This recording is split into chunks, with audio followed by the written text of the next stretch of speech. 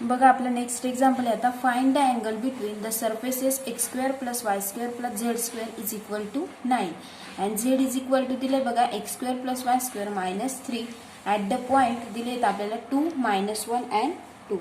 Solution बघूया. Normal on the surface. आता एक सरफेसचं एक्झाम्पल आहे बघा, वेगळ्या टाईपचे. Normal on the surface x square plus y square plus z square -9 is equal to 0. हे फर्स्ट इक्वेशन केलं बघा आपण, इज इक्वल टू 0. नेक्स्ट आपल्याला काय फाइंड करायचं आहे. Del phi is equal to i cap into डॅबा बाय डॅबा x plus j cap into डॅबा बाय डॅबा वाय प्लस के इंटू डॅबा बाय डॅबा झेड इंटू फायची व्हॅल्यू काय घेतोय मग आपण, x square plus y square plus z square -9 म्हणजेच is equal to with respect to x काय येईल, derivative 2x i cap plus with respect to y 2y j cap plus 2z K. Next बघा म्हणजेच normal. आता point दिलेले आहेत आपल्याला 2 -1 and 2. Normal at the point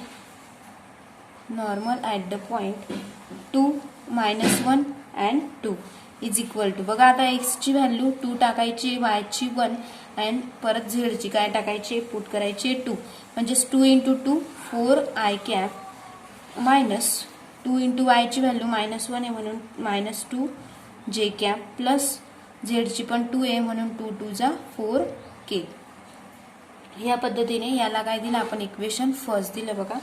next normal on the surface. आता next second दिलेली बघा आपल्याला value z is equal to x square plus y square -3. Next normal on the surface z is equal to दिले आपल्याला x square plus y square -3. Next म्हणजेच is equal to same del phi is equal to i cap into डॅबा by डॅबा x plus j cap into डॅबा by डॅबा y plus k into डॅबा by डॅबा z into आपल्याला फायची value put करायची बघा, झेडची x square plus y square -z -3. या पद्धतीने म्हणजेच is equal to with respect to x काय डेरिव्हेटिव्ह येईल त्याचा 2x i cap plus 2y j cap -k. Normal at point. आता आपण पॉइंटच्या व्हॅल्यू पुट करून घेऊया. Normal at the point 2 -1 and 2 म्हणजेच इज इक्वल टू काय मिळेल मग आता एक्स ची व्हॅल्यू 2 वाय ची व्हॅल्यू -1 अँड झेड ची 2 म्हणजेच काय मिळेल मग 4 आय कॅप -2 जे कॅप प्लस 4 × के. परत इक्वेशन याला काय दिलं आपण, इक्वेशन 2 दिलं बघा. Let theta be the angle between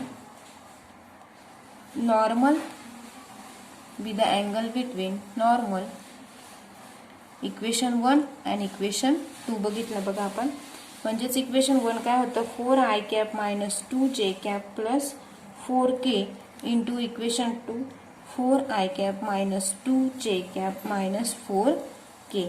म्हणजेच इज इक्वल टू बघा आता आपल्याला त्याचा मॉड काढावा लागेल. म्हणजेच root of 4 square is equal to 16 plus 2 square is equal to 4 plus 16 into root of परत 16 प्लस 4 प्लस 16 इंटू काय मिळेल आपल्याला कॉस थीटा, कारण आपल्याला आता काय काढायचं आहे त्याचा अँगल काढायचा आहे बघा. म्हणजेच इज इक्वल टू काय मिळेल मग 16 plus 4 -4 root 16 is equal to 4. म्हणजेच इज इक्वल टू काय मिळेल त्यांचं दोघांचं मल्टिप्लिकेशन बघा, म्हणजेच 1 बाहेर निघून जाईल. म्हणजेच इज इक्वल टू काय मिळेल 16 प्लस 4 -4 म्हणजेच is equal to 6 into root of किती मिळेल 21 इंटू कॉस थीटा. म्हणजेच इज इक्वल टू बघा 16 प्लस 4 प्लस 1 होता इथं 16 प्लस 4 प्लस 1 म्हणजेच किती झाले 21. म्हणजेच इज इक्वल टू याचे बघा किती झाले 16 + 16 32 32 + 4 = 36. 36चं रूट काय निघेल मग रूट ऑफ 36 = 6 हे आपण रूटच्या बाहेर काढलं आणि याचं काय मिळालं आपल्याला 16 + 4 + 1. मग हा नुसता के म्हणजेच =1 मिळाला. इथं पण आपल्याला 1च राहील म्हणजेच विथ रिस्पेक्ट टू नुसता के म्हणजेच त्याचं डेरिव्हेटिव्ह काय मिळेल आपल्याला 1 म्हणजेच =16 + 4 = 20 20 + 1 = 21 म्हणजेच काय मिळेल याचं रूट आपल्याला 6 निघालं. 6 × route of 21 × cos θ.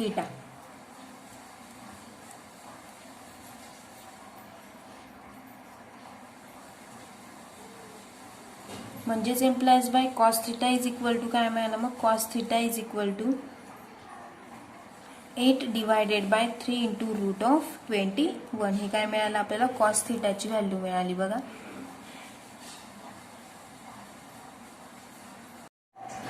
Next example आहे बघा find the directional derivative of phi of x y z = दिले बघा value x² yz + 4 × x z² at point दिले आहेत आपल्याला 1 - 2 and 1 in the direction of 2i cap minus j cap minus 2k. Find the greatest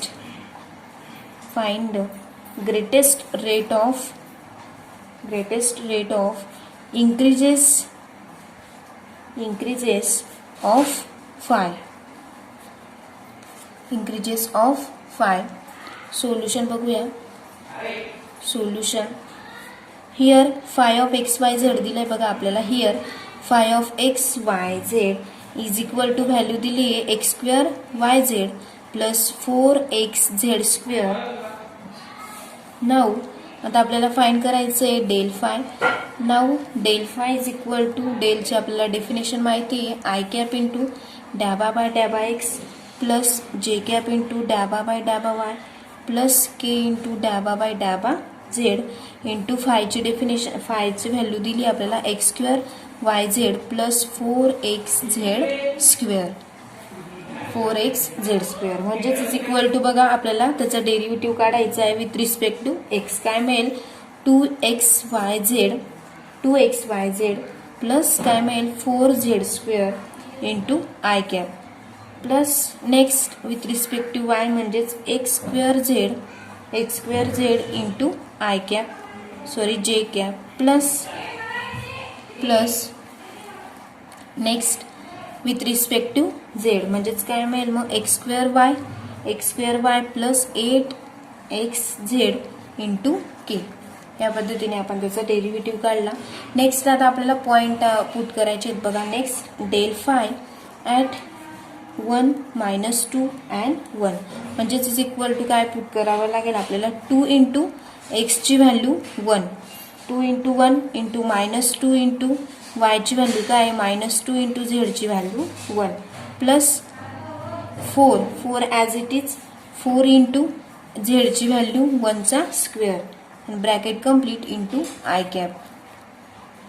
next plus x² म्हणजेच 1 × 1 × j cap म्हणजेच x ची value पण 1² = 1 and z ची पण काय मिळालेली आपल्याला 1 मिळालेली प्लस ब्रॅकेट ऑफ काय मिळेल आपल्याला नेक्स्ट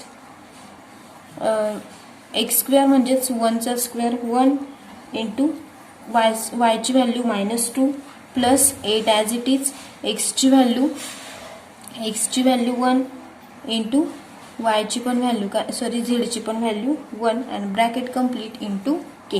या पद्धतीने आपण व्हॅल्यू पुट करून घेतल्या बघा. म्हणजेच 2 × 2 -4 plus 4 × i cap plus j cap as it इजच राहील कारण फक्त 1 × 1 आहे बघा. 1 × 1 1च राहील. Next -4 + 4 I cap plus j cap plus काय मिळेल मग -2 प्लस 8 × k. म्हणजेच इज इक्वल टू -4 + 4 काय होऊन जाईल 0, म्हणजेच आय कॅपची व्हॅल्यू 0 होऊन जाईल. म्हणजे j cap plus -2 + 8 is equal to 6k. म्हणजेच आपल्याला सोल्युशन काय मिळालं, del phi is equal to j cap plus 6k. Next आपल्याला let a cap is equal to काय दिलं आपल्याला, unit vector. A cap is equal to unit vector is equal to 2i cap minus j cap minus 2k cap. बघा ते point हे केले आपण, divided by root of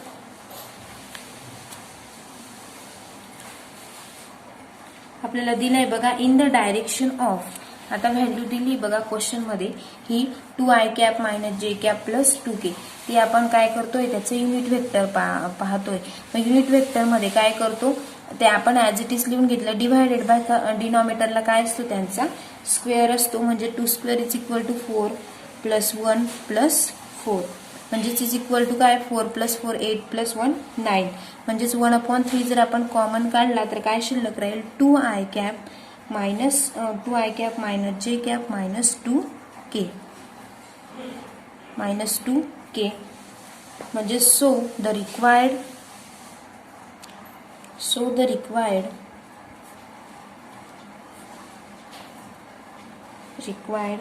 directional